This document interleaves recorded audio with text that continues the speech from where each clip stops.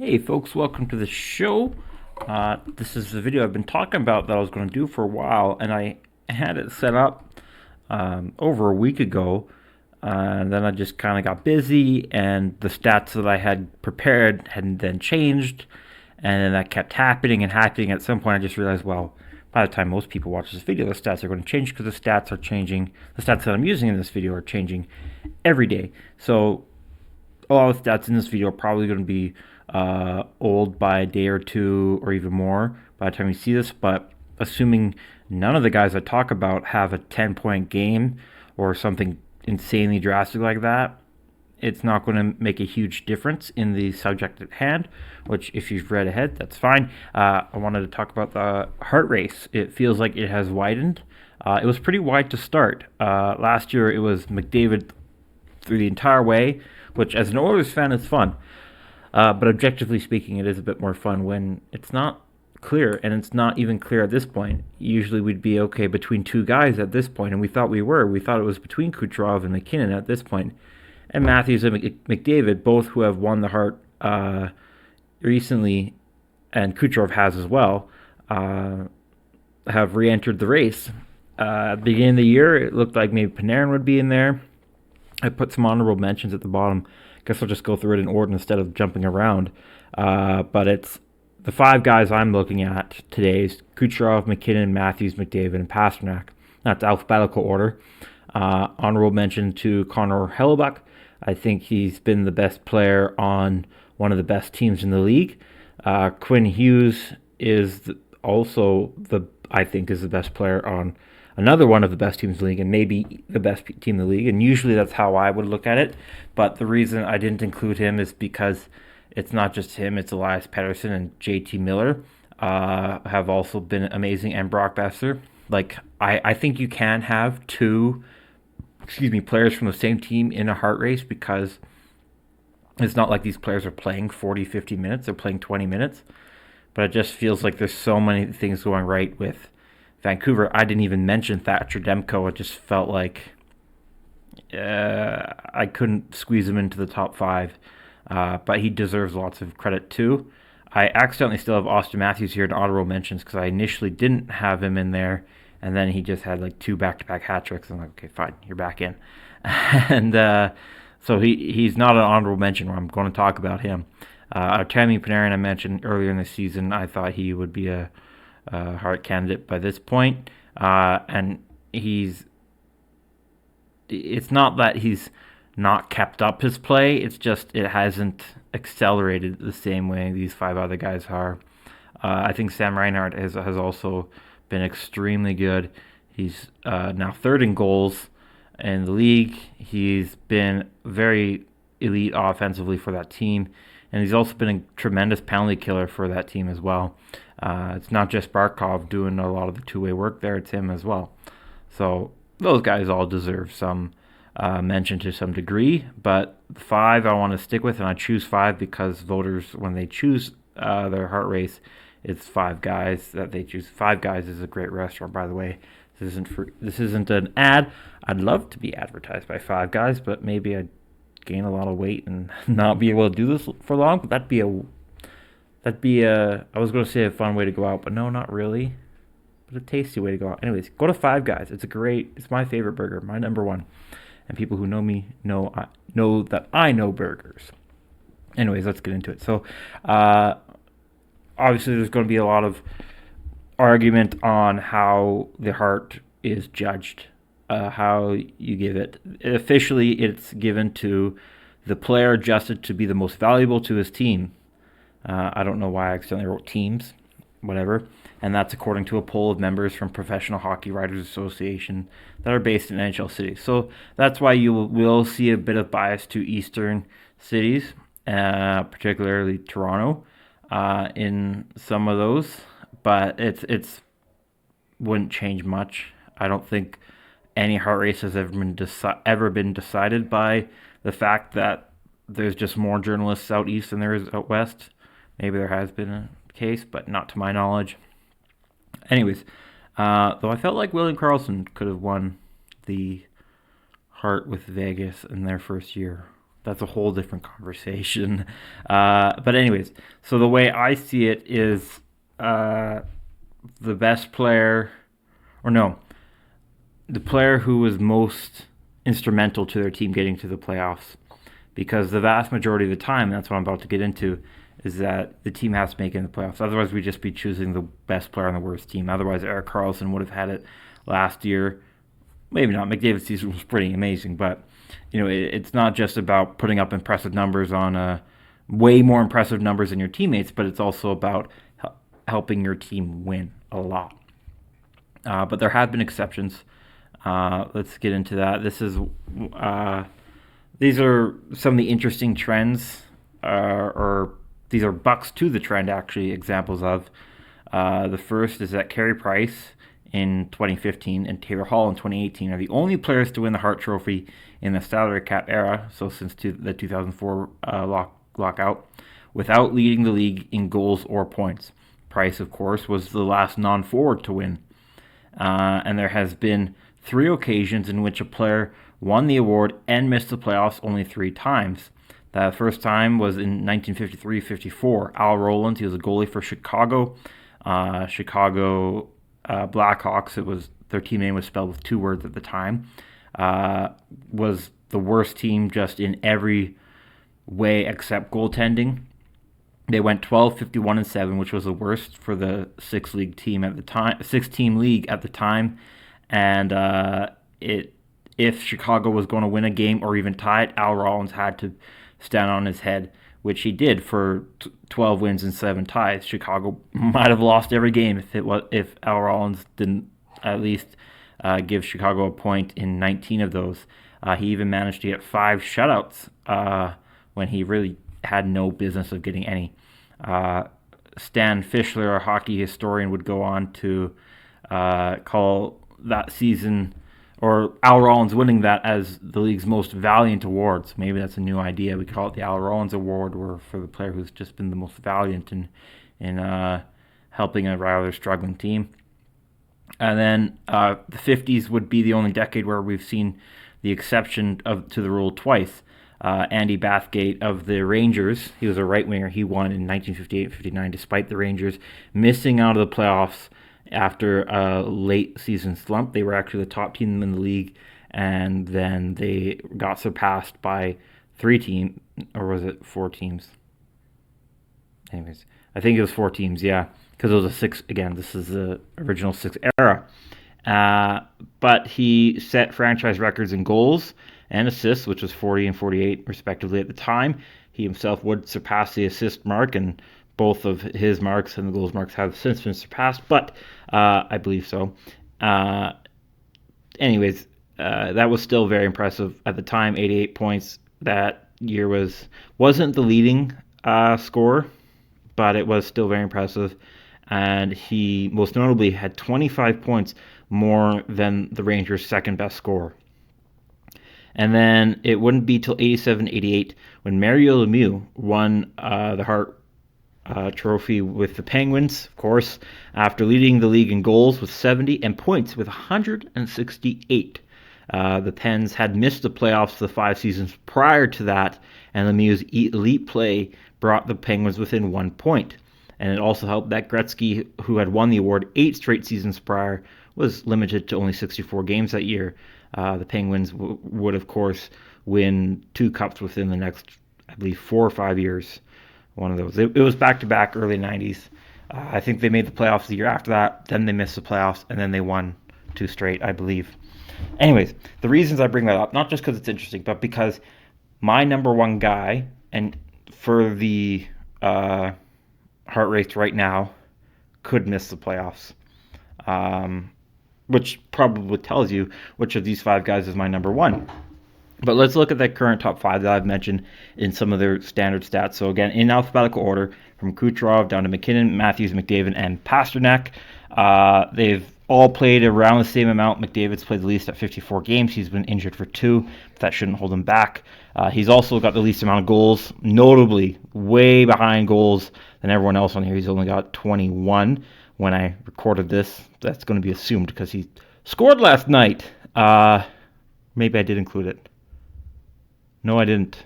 But anyways, I accidentally included his assists and not goals. So he's actually at 22 in 55 games. Again, all the stat differences are going to be pretty minor. Kucherov, McKinnon, and Pastrnak have all scored at great rates, but none compared to Matthews, of course, who scored 52 and 56 as when I wrote this. Matthews' downfall in the Hart Race is that he has way less points than everyone else here. Oh, I shouldn't say way less. He's 8 behind Pastrnak. But McDavid's at 91 when I wrote this. McKinnon's at 96. I believe he's at 98 now, and Kucherov is at 100 and... How did I do my math wrong? I'm just looking at this now. I wrote 102, but he's at 104 when I wrote this. Plus minus obviously doesn't mean as much as it used to, but it was. I don't think it's going to hold back anybody here because they all have pretty comparables except Kucherov, who's only a +4 compared to everyone else. But I don't think that's going to hold them back either. Penalty minutes, I don't think are going to make a huge difference unless voters want to look at Matthews having only 4 penalty minutes. Game-winning goals actually goes to McKinnon. I think game-winning goals is a very interesting stat to look at for Hart. McKinnon has 7, which is more than Matthews. Kucherov has just as many game-winning goals as Matthews, and that's one area that I think McDavid might fall off in the eyes of voters with only 3 last night, but still less than those other 3. He also shoots a lot less if voters care for shots on goal. Most of these guys shoot a ton, particularly McKinnon, Pastrnak. Pastrnak actually leads the league in shots. Matthews' 21.5 shooting percentage is something you'd only expect from a guy who's maybe had 50 shots, but he has 242 shots. He probably would lead the league in shots if he didn't score on 21.5% of those shots. Time on ice has all been pretty similar, except McKinnon, who's played over 23 minutes a game. That leads all forwards in the league. I think that is a good indicator of his importance to the Avalanche. He's relied upon in that sense more than anyone else. I was going to include average shorthanded time on ice, how often these guys are out on penalty kill, but none of these guys are on a penalty kill for over a minute a game. McDavid does have the most shorthanded time on ice of these 5. Then it's Matthews, and then it's pretty negligible between the other 3.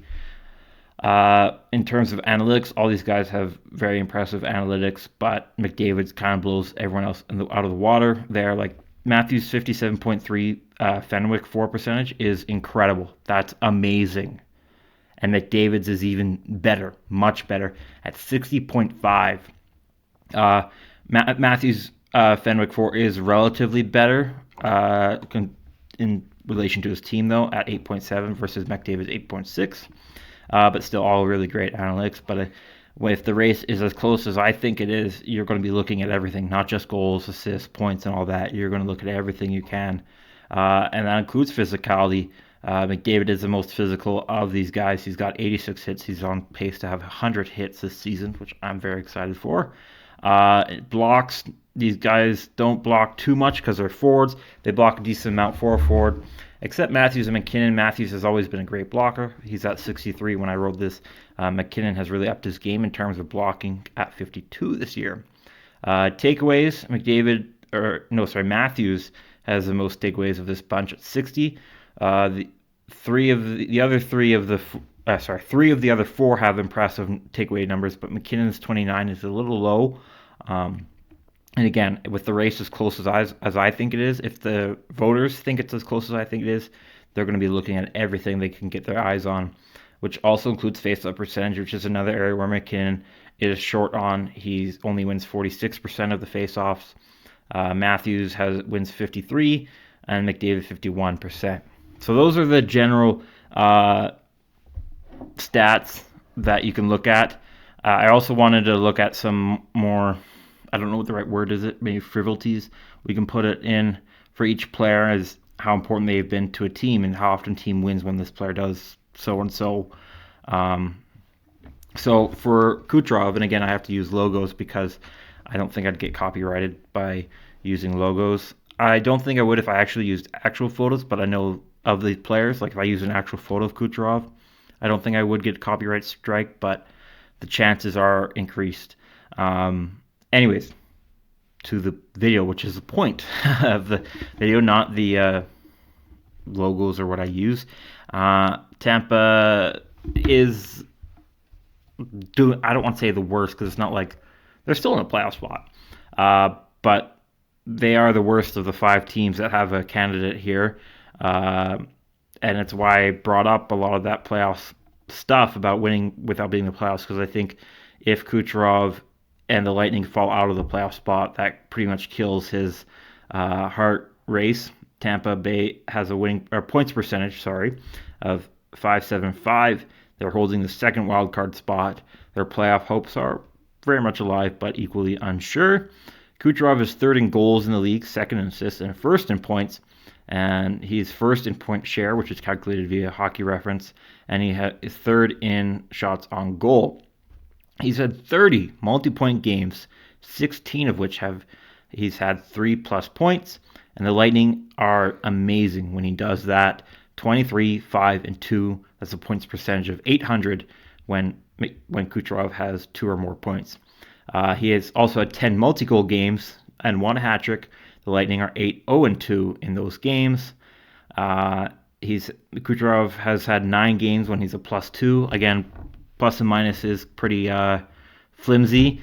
So I don't really believe him looking too much into that. But when it comes to these 5 guys, you would expect that they're usually a plus, generally, and that, again, if the race is as close as I believe it is, as I keep saying, this is maybe the 4th time I said, you're going to look at everything you can, and I thought it was kind of interesting to look at plus minuses in this aspect.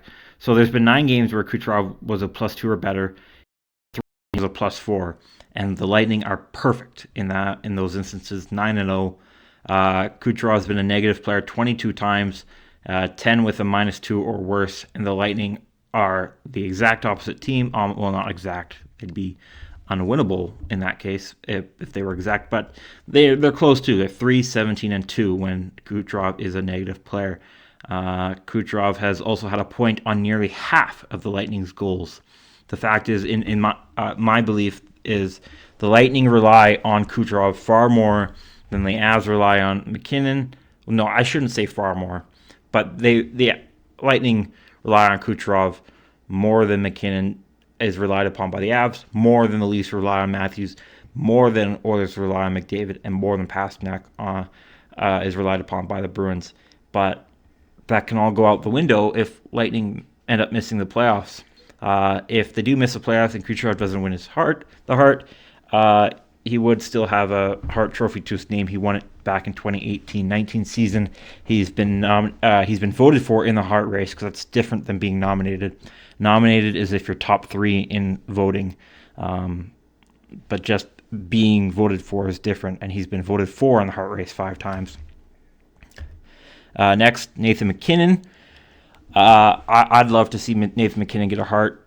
He certainly has the talent, ability, and skill to do it. It just seems whenever he does do a Hart-worthy season, somebody beats him to it. We'll see if that's the case this year. Avalanche have a points percentage of .636, which is second in their division. They can easily move to first or third, and they are unlikely to drop into a wildcard spot. MacKinnon, there's going to be a lot of M's coming up. He's third in assists, second in points. He's tied for third in point share, and he's tied for fourth in game-winning goals.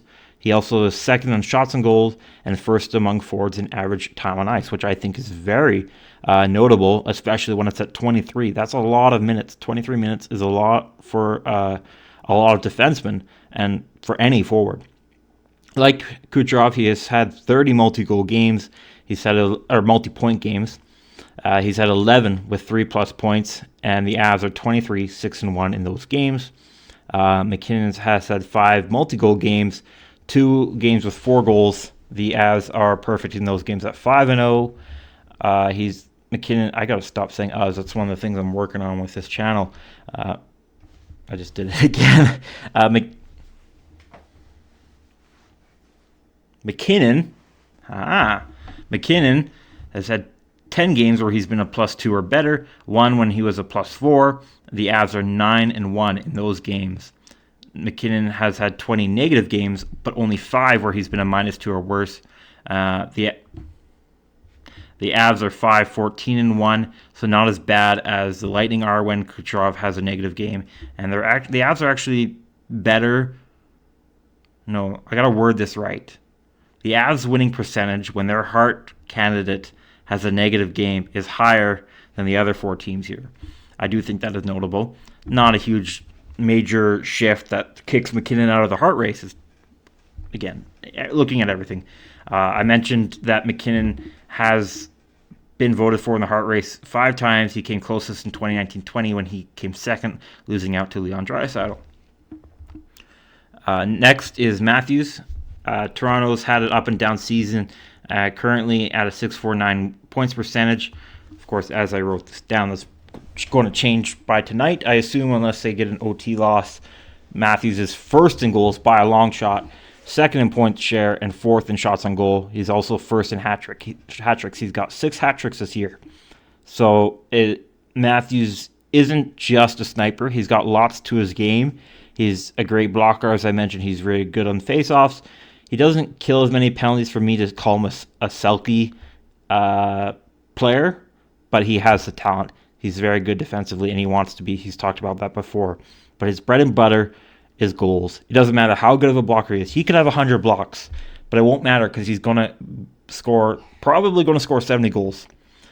He's had 24 multi-point games this year, 10 games with 3+ points. The Leafs are 15-4-5 in those games.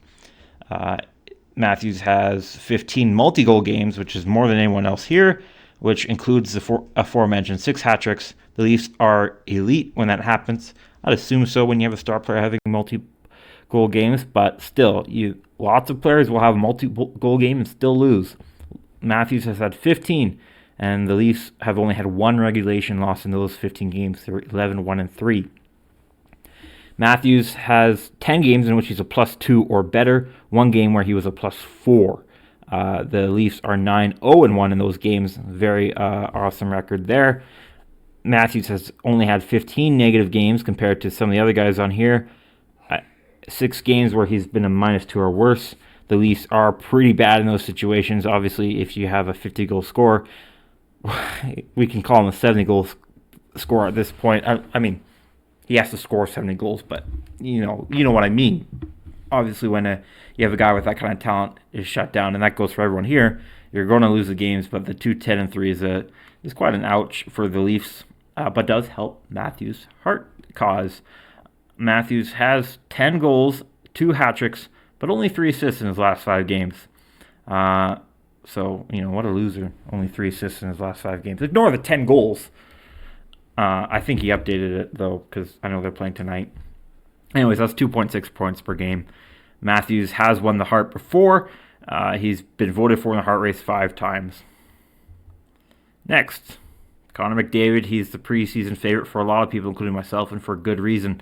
He's won the Hart race 3 times already in his young career. He's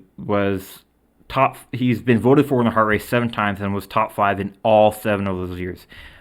His name has almost become synonymous with the Hart Trophy, at least in the modern era. Obviously, I don't think McDavid will win the Hart Trophy 8 years in a row like Gretzky did. But whatever. The Oilers are 34-22 for winning points percentage, because that's different than winning percentage. A points percentage of .625. That's good for third in a tight Pacific Division. Oilers' chances of rising to second is just as easy as it is for them to slip to fourth. McDavid is first in assists by a long shot, which puts him third in points despite his low goal numbers. We all know he can score 60 because he did, but his play has been, what does the team need, not necessarily what does his trophy case need, besides the Stanley Cup. So I'm not going to put that against him, but when it comes to Hart race, you might look at the guy who scored more 30 goals. But again, the amount of assists that McDavid is putting up, and the fact that the Oilers have been winning a ton. They were one. I should say the fact that McDavid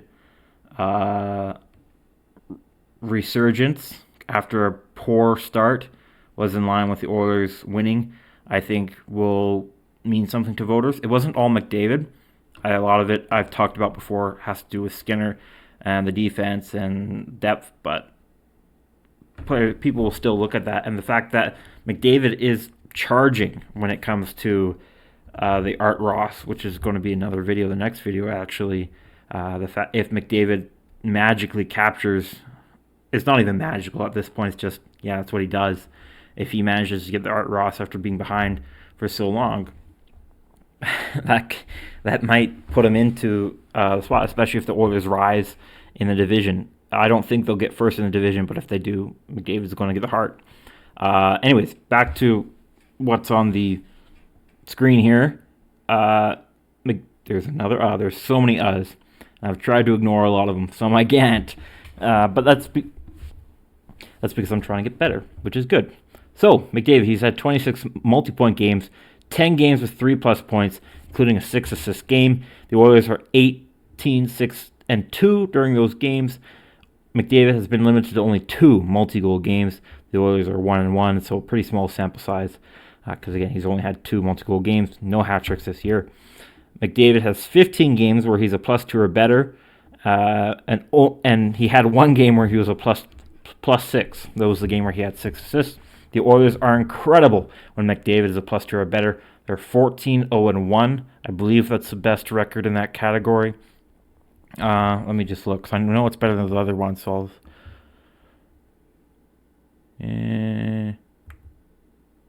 yes, it is the best one, 14-0-1. So that a Hart Trophy voter could look at that and say, well, McDavid's a +2, which isn't hard for him to do, relatively speaking. The Oilers are almost unstoppable. They've been stopped once. I believe that one OT loss was to Boston. Anyways, so McDavid has had a decent amount of negative games. He's had 18 of them, 8 where he's been a -2 or worse. And the Oilers' record is completely opposite. They're 2-16, very abysmal. So if you, depending on how much credit or stock you put into those records that I put, could change your opinion. Again, I've been talked a lot about how it's not just McDavid, it's been Skinner, it's been Draisaitl, it's been Nuge, it's been Hyman, it's been the depth, both forward and defensive depth. But McDavid is still the leader, he's still the captain, and he's always going to be a Hart candidate. It doesn't matter how good your team is. He's going to make everyone else on your team look like they're getting carried. Draisaitl is one of the best and most talented players in the league, and people still think he's getting carried because he has Connor McDavid on his team, who isn't even playing on his line all the time. I think it's about half the time, which is still a lot, but like he's not getting carried like Patrick Maroon was. And all credit to Patrick Maroon. I haven't scored 29 goals in a season. I haven't stepped on the ice in the NHL. But you get what I'm saying, right? Anyways, McDavid, when I wrote this, had 0 goals in his last 15 games, I believe that was. No, not even. I forgot to write the games down, or it's hiding behind the logo. Doesn't matter because it's out of date. He has 1 goal and 22 assists in his last 9 games, I believe. Just incredible in terms of the assists. And I already talked about his Hart Race resume, so I don't need to touch on that again. Last, David Pastrnak. He wouldn't be the first Czech to win a Hart, but he'd be the second after Jaromir Jagr. Boston Bruins have a points percentage of 6-8-3. That's barely first in their division. And I say barely because it sounds like they're not that far ahead. It just so happens that one of the best teams in the league, of the 3 best teams in the league, according to points, 2 of them are in the Bruins division, including the Bruins.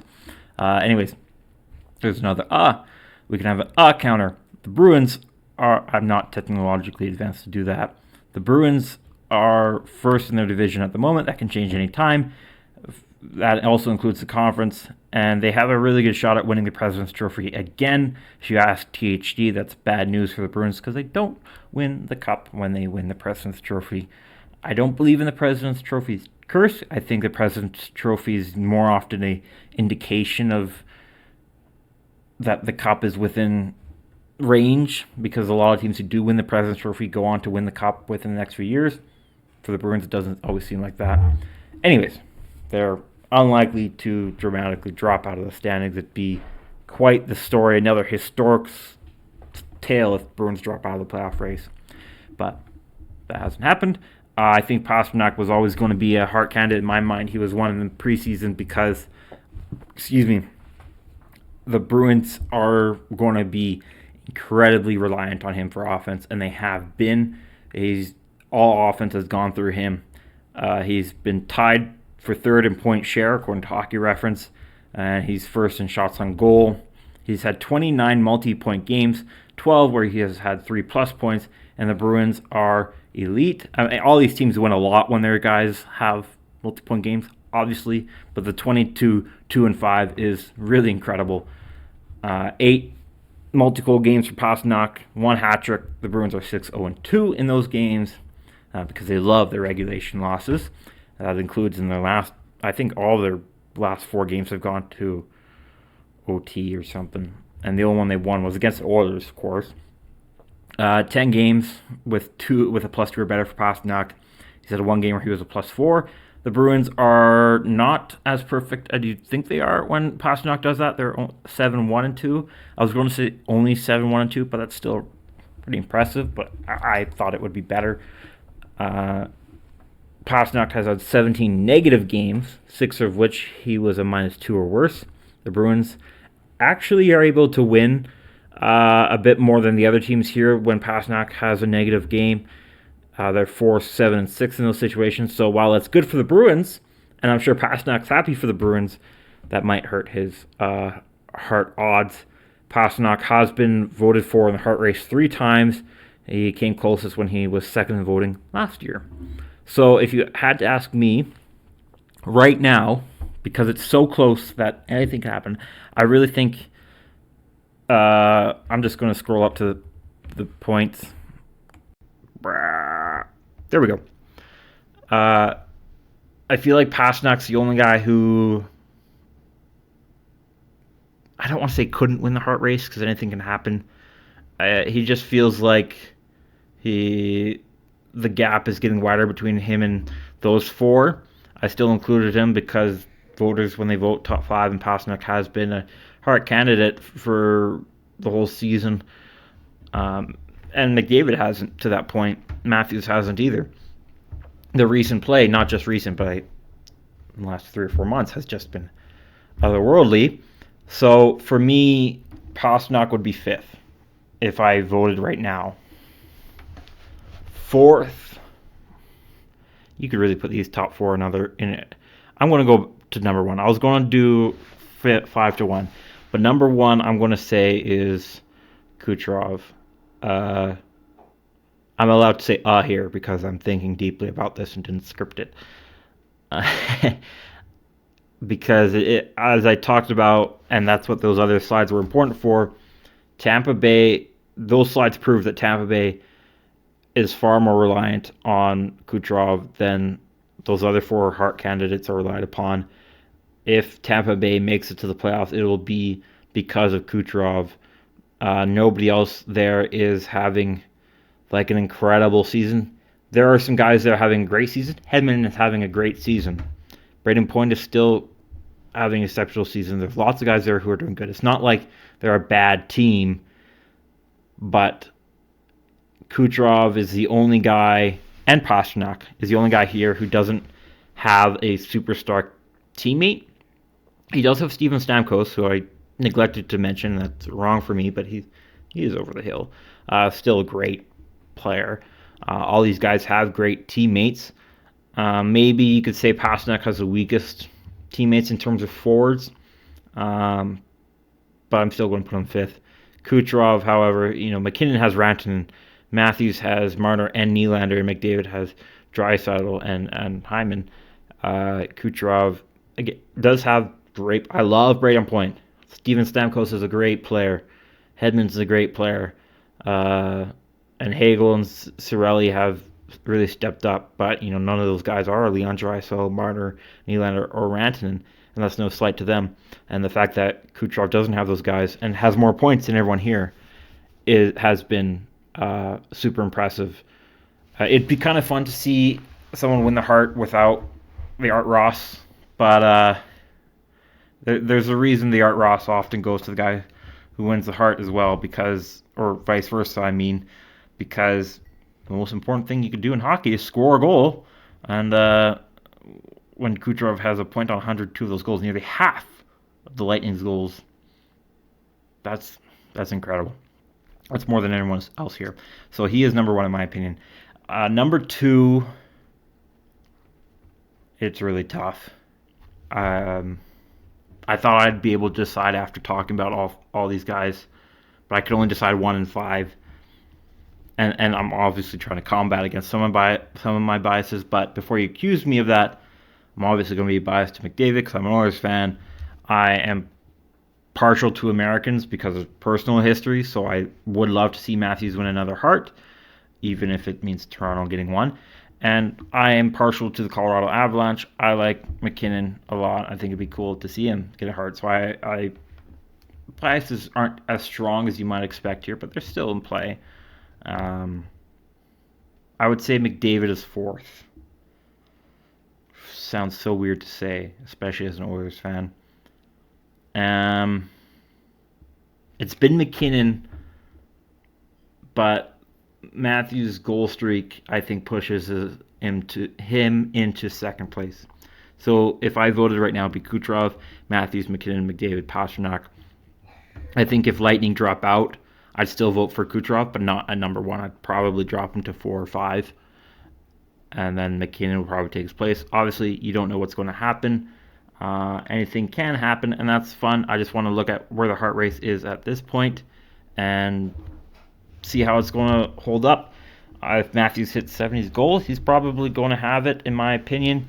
We'll see. McDavid, in his recent play, could take the Hart just like that. It'd be kind of funny to see him have such a slow start and then just to retake these awards like we thought he would, and then we thought he didn't, and then he'd take them anyways. That'd be kind of funny to see. But anyways, that's it for now. Thank you very much. I hope you enjoyed the video, the rundown, or use me as white noise. That's fine. I hope you have a great, wonderful rest of your, wherever you're at in your day or night, and I'll see you in the next one.